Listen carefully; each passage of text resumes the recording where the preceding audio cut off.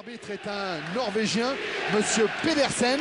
Alors bon, j'ai pas envie de donner des mauvaises infos aux supporters bordelais qui sont là-bas, qui sont restés en France, mais c'est Monsieur Pedersen, il réussit plutôt bien aux clubs italiens en Coupe d'Europe et notamment à Parme. Il avait dirigé il y a 4 ans, en 1995, déjà un quart de finale, déjà avec Parme, c'était contre Odense. Parme s'était imposé 1-0 et quelques semaines plus tard, Parme avait tout simplement gagné la Coupe de l'UEFA. Mais toutes les séries ont une fin, hein, comme disait Michel Pavon. Allez, c'est parti. Quart de finale. Retour. Parme, Bordeaux et un premier ballon pour les Parmesans. Attention à ce duo Chiesa-Crespo. La frappe, elle est interceptée par Buffon, la frappe d'Alicarte. Thuram. Oh oui, Dino Baggio. Baggio face à Ramé. Et Ramé qui sort en corner. Heureusement qu'il écrase son ballon sur son premier contrôle, Dino Baggio. Ce qui lui fait perdre du temps dans son enchaînement, c'est là-dessus. C'est à la sortie de... C'est juste avant ce contrôle-là qu'il a... Voilà.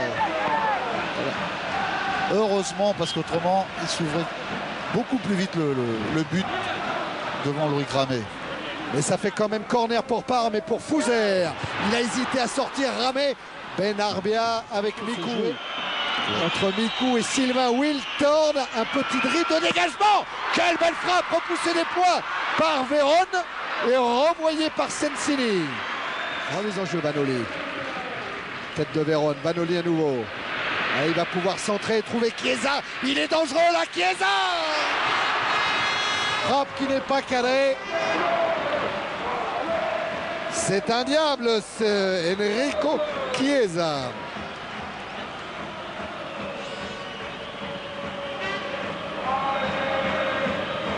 C'est bouillant même, mon cher Bernard, pour le moment. Mais ça tient.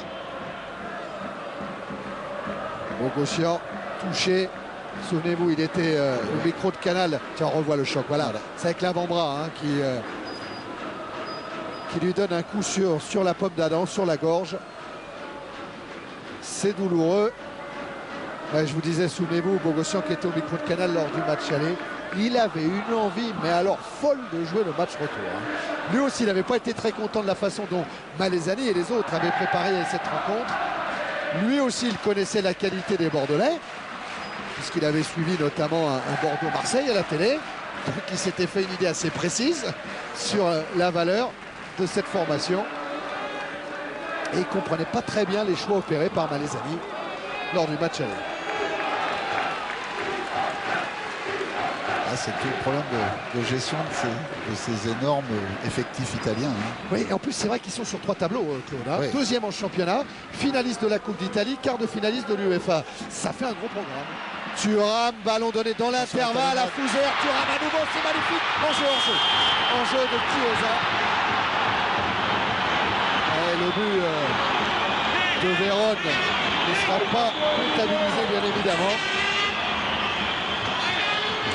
C'est Chiesa qui a traîné un petit peu. C'est vrai qu'elle joue bien le coup jusqu'à présent, la défense bordelaise, mais ça nous donne des frissons dans le dos à chaque fois. Hein. C'est ce que je disais tout à l'heure, c'est le danger de jouer avec la lucidité, les réflexes d'un arbitre. Vérone, Vanoli a pris le couloir, Vérone l'a ignoré mais a profité de la fausse piste. Un 1-2 sollicité avec Chiesa. Oh, Crespo du bout du soulier. Oui, Thierry. Gaëtan. Oui, Ali, il a le tibia bien ouvert. Hein. Il a pris le crampon juste au-dessus du protège tibia. Hein. Oh, ça c'est une mauvaise nouvelle, ça. Et alors, Ali va revenir quand même, Gaëtan ou Oui, je pense qu'il va revenir. Hein. Ça saigne très rapidement sur le tibia, mais on le bande et il va rentrer, je pense. Ouais, donc, normalement, c'est un coup direct, mais c'est encore un ballon qui est parti sur le côté gauche de l'attaque parmesane. René. Perdent les ballons en ce moment, les Bordelais. Fouzer, ils campent dans leur moitié de terrain. Bogossian. Il n'y a pas de hors-jeu cette fois. Ah, et la but de Crespo. But d'Hernan Crespo à la 36e minute de la première période. Crespo récidive après le match aller. Permet à Parme de mener 1-0. Et pour le moment, c'est Parme qui est en demi-finale.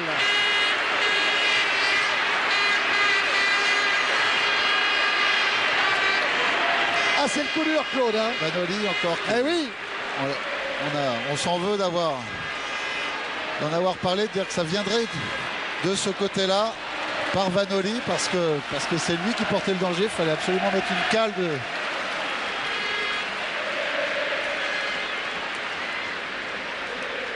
Et bien maintenant les choses sont claires. Pour se qualifier, c'est obligatoire. Les Bordelais vont devoir marquer un but. Marquer un but à Buffon.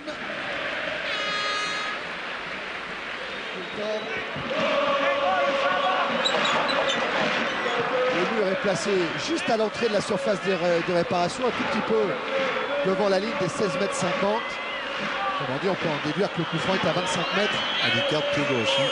Ouais, pied gauche d'Alicard servi par Benarbia. Allez, boum! Et la parade de Buffon! Exploit. Hein. Main droite, Buffon. Allez, ça va un petit peu redonner le moral aux Girondins d'avoir taquiné Buffon. Allez, avec Vérone. Ballon posé pour Crespo. Oh, ça passe à côté. La tête de Crespo. Ah oui, on est un peu comme des bouillottes là dans le Stadio Tardini. Là, c'est la Coupe d'Europe. Et Crespo, il avait balle de 2-0 hein, sur ce coup-là. En fait, le marquage au départ, un petit peu trop appâté par le ballon, on l'avait oublié dans le dos. Bogossian. Gino Baggio, encore un renversement de jeu en direction de Chiesa. Frappe de Chiesa. Et la but!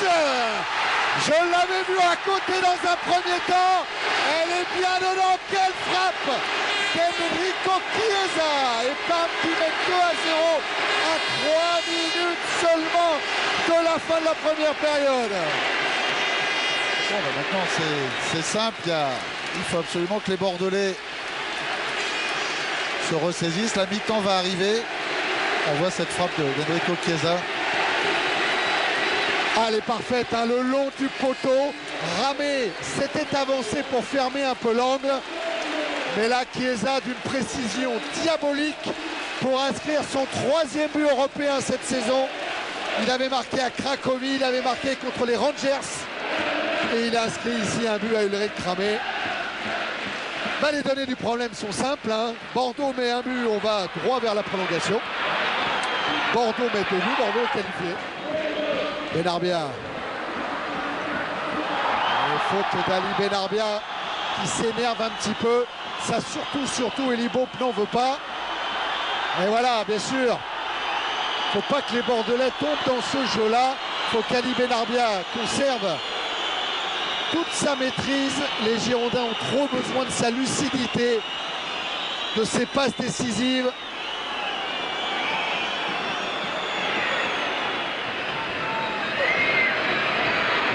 C'est par le jeu que Bordeaux doit s'en sortir. C'est ce que a répété ces derniers jours constamment Eli Bope. C'est le jeu qui nous fera gagner. Ah oui, il reste Fin de la première période sifflée à l'instant même par M. Pedersen. Il y a des solutions quand même, Claude, j'espère. Oui, non, ils vont...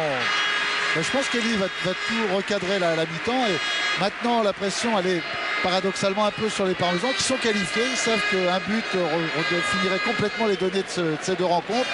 Donc rien n'est terminé. Il reste 45 minutes. Et moi, je pense que les Bordelais vont franchir un petit peu plus souvent les 25-30 derniers mètres que ce qu'ils ont fait en première mi-temps. Les Parmesans étaient incroyablement présents au pressing. Et ils n'ont rien lâché, ils ont sans arrêt empêché les Bordelais de développer leur jeu, une touche de balle, leur fixation, leur progression. Et bon, il reste encore 45 minutes et on ne perd pas son football comme ça. Donc moi je pense que les Bordelais vont pouvoir remettre de la pression. Eli Bope a dû recadrer tout ça avec son staff. Allez, un but des Bordelais, on va tout droit vers la prolongation, histoire de pimenter un peu ce jour d'Europe et compliquer la tâche de tous ceux qui sont en régie. Ça serait pas mal pour les Bordelais. Ouais, Gaëtan. Côté Parmesan, pas de changement non plus. Hein. Ouais, et là, Wiltord, il est face à Crespo. Victime d'une faute alors que le niveau des débats est en train de monter entre Vanoli et sa Belgique. Sa Belgique qui va prendre le carton jaune pour cette faute. Un petit peu provoqué aussi par Crespo, même s'il y est allé pour montrer qu'il était là. Je ne sais pas s'il a vraiment pris le carton. Il va le rappeler, l'arbitre, M. Pedersen. Ouais, il rappelle sa Belgique. Ah, qui a pris le carton? Qui a pris le carton? C'est sa Belgique. C'est sa Belgique. C'est sa Belgique, qui a pris hein. le carton.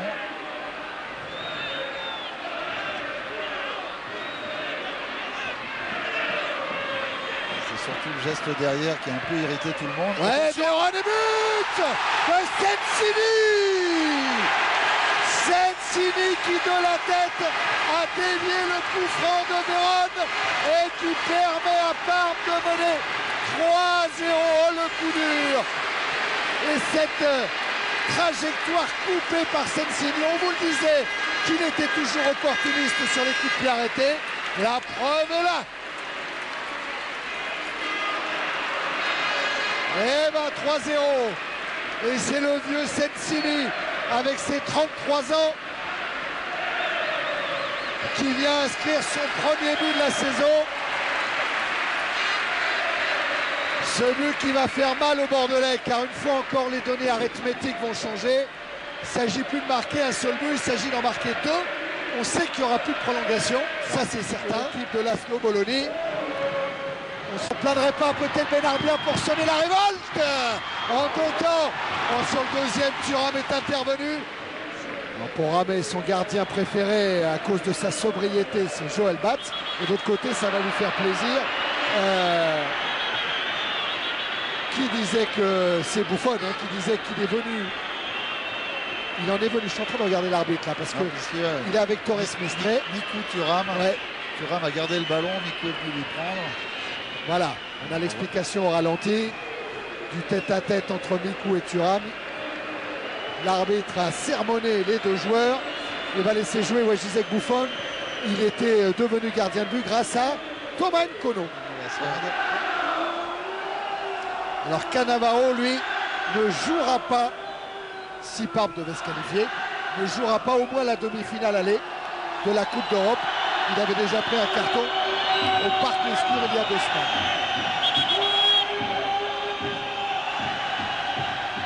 C'était pas mal cette 55e minute pour réduire le score. Hein. Avec encore Ali Carte et son pied gauche dans ses Mikou et le pied droit. Ça n'a pas surpris Buffon, même si le ballon était bien placé. Chiesa pourrait profiter. Non, oui, ça sort bien ramé. Le trait de Grenet après. Benarbia. Avec les Bordelais, il y a du beau monde ce soir dans la tribune. Oula, Chiesa servi par Crespo. Chiesa face à Ramé, il a poussé. Et c'est quand même le but. Nouveau but et doublé signé Enrico Chiesa. Aïe. Parti alors qu'on voit la joie de Buffon, parti à la limite de hors-jeu, ça s'est joué là encore à quelques centimètres.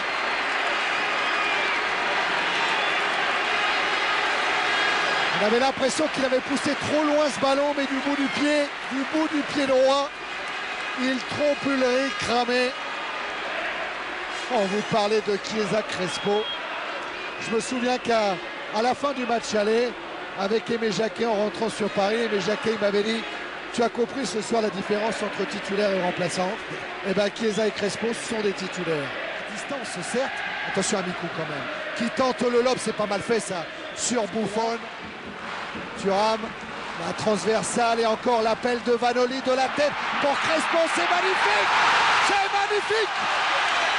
Et Hernan Crespo qui permet à Parme de mener 5-0.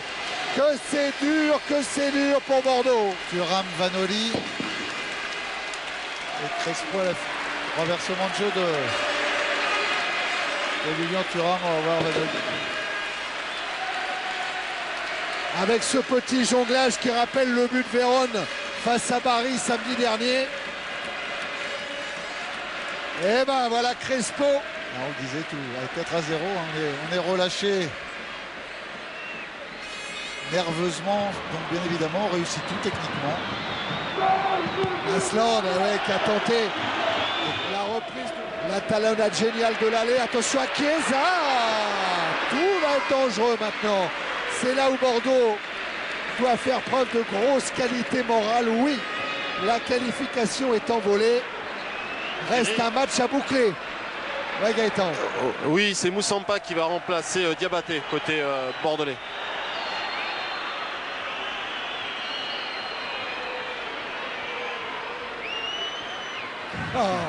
Il est vraiment dur. Il est dur. Il est impitoyable.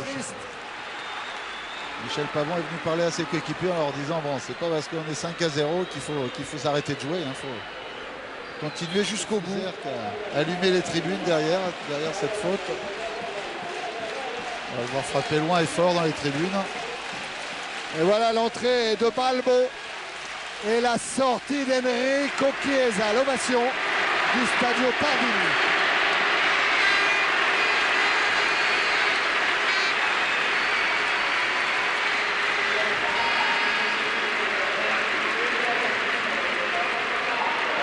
Et Balbo n'est pas un petit remplaçant. Tiens, lui, il vient. Oh là, la frappe de Mikou. Elle aurait pu être bonne. Ouais.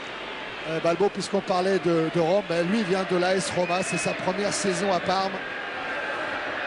C'est Malesani qui est venu carrément changer lui-même. Voilà, félicité par Bogossian. C'est pour lui réserver cette ovation aussi. Il a tellement été critiqué que ça doit lui faire plaisir à l'Argentin. Regardez, tout le monde applaudit, Fiore applaudit, le stade s'est levé pour la sortie de Crespo. Dans un quart de virage du stade, il y a les supporters bordelais qui n'arrêtent pas d'encourager leur équipe. Chapeau parce que véritablement, ils sont exceptionnels. Ils sont les irréductibles. Ouais, mais ils ont mis une belle ambiance aujourd'hui dans Parme. La tête, elle n'est pas passée loin, la tête de Saveljic. Devant Buffon, devant la cage de Buffon. Voilà, Saveljic qui monte à la tête. Montée de Cannavaro. Balbo la frappe et le but, non. Ça passe à quelques centimètres de la cage d'Ulrich Ramé. Moi aussi j'ai eu peur quand on a vu dépasser Ulrich Ramé par le ballon. À ce moment-là, d'où on était placé. D'action, c'est passé là aussi tout près. Et Bogossian lui aussi a le droit à son ovation en laissant la place à Faustino Asprilla. L'accolade avec Malesani. Avec de super joueurs et je crois que le résultat vraiment démontre, même la manière je crois, on démontre vraiment d'avoir une super équipe. Ouais, Vous avez quand même été inquiet au match aller. Au match aller, c'est vrai qu'on a démontré un autre visage. On n'avait pas la même formation non plus aussi, il faut le dire. Là, c'est les formations type. Et puis on est sur notre terrain. Je crois qu'on a fait le match idéal. Et on a fait un match qu'attendait le public, je pense, et puis l'entraîneur aussi. Et là, on est dans le coin bordelais. Ils n'auront pas arrêté. Tout le temps derrière leur équipe. Et pour sa première saison à Parme, Alberto Malesani fait fort. La saison dernière, il dirigeait la Fiorentina. Allez, Fiore qui a servi Fouzer. Asprilla qui a dépassé Saveljic. Asprilla toujours. Oh, l'intervention de Ramé, elle est insuffisante. Balbo a frappé, ballon renvoyé. Et intervention de M. Pedersen. Pour un quoi, penalty, car le ballon a été renvoyé de la main sur la ligne des Girondins de Bordeaux. C'est Saveljic qui est accusé par M. Pedersen. Je ne sais pas ce qui s'est passé, très honnêtement. On va revoir. On voit Asprilla. Il sauve. Ulrich Ramé sauve. Balbo est là. Oh, c'est pas avec la main, c'est avec le genou. Alors après, qui prend le ballon de la main, c'est Saveljic. Il a dû croire qu'il y avait un coup de sifflet. Et voilà. Il a cru qu'il avait sifflé. Il a pris carrément le ballon avec les mains. À Saveljic, il a entendu un coup de sifflet, il a pris le ballon avec les mains. Et du coup, M. Pedersen, qui lui n'avait pas bronché, eh bien siffle bien évidemment un penalty, mais heureusement qu'il n'applique pas la loi complètement, parce que ça serait moins volontaire. Exclusion, attention à Balbo. Oh là, c'est dur, oh, que c'est dur. C'est trop. C'est trop. C'est véritablement le symbole d'une soirée où rien ne réussit, où tout se retourne contre soi. Oh là, c'est dur. Balbo qui, sur penalty, inscrit le 6e but de Parme. Son 3e but en Coupe d'Europe cette saison. Il avait marqué contre les Rangers à l'aller au retour.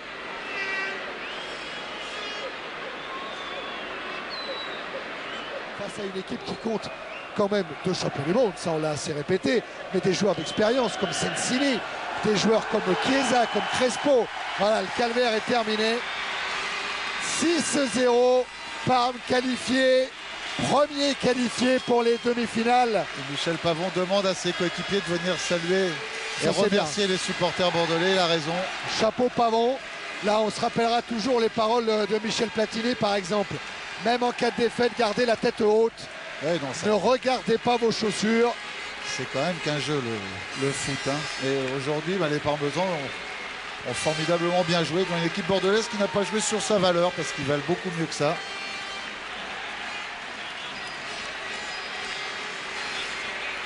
Eh ben, Parme se qualifie pour les demi-finales. Si on regarde les statistiques, c'était le 88e match entre un club français et un club italien.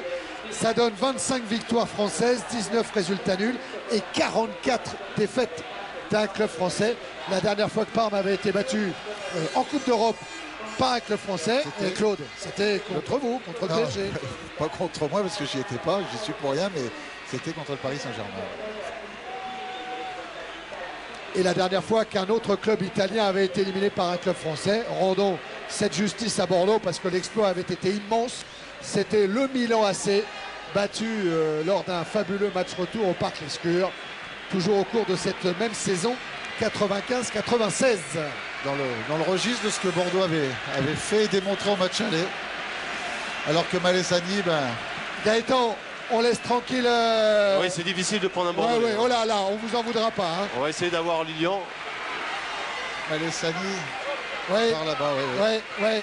Il y a l'autobus de Parme qui a roulé sur les Girondins de Bordeaux ce soir au Stadio Tardini. Malesani est allé remercier, il continue son tour d'honneur. C'est un gros coup réussi par le jeune entraîneur parmesan. Oui, Gaëtan. Thierry, je suis avec Lilian. Lilian, vous attendiez pas une soirée aussi réussite hein. C'est-à-dire qu'après le match aller, où on s'est mis en grande difficulté, et on avait à cœur, Bogo et puis moi, de démontrer que l'équipe de Parme n'était pas l'équipe qu'on avait vue à Bordeaux. Donc on leur a parlé un peu parce que c'est vrai que peut-être ils avaient sous-estimé cette équipe. Et aujourd'hui, c'est vrai qu'on a fait un bon match et on a eu de la réussite. Mais je pense que Bordeaux a peut-être loupé sa qualification au match aller parce que Vous pensez qu'elle n'a pas su profiter des occasions qu'elle a eues? Non, mais c'est vrai qu'au match aller, je pense que s'il y a 3-0, ça change complètement. Le fait qu'on ait marqué un but là-bas, ça nous a laissé de l'espoir et aujourd'hui, on a pu passer. Quoi. Et puis pour vous, tout continue, la coupe, le championnat, enfin ça continue quoi. Non, mais c'est vrai qu'au début de l'année, ils ont monté une équipe ici de 26 joueurs de qualité vraiment très élevée parce qu'ils veulent jouer sur les 3 tableaux. Pour l'instant, ça nous sourit, j'espère que ça va continuer. Quoi. Merci Lilian et bonne continuation. De rien, merci. Bonne continuation à Parme, Philippe.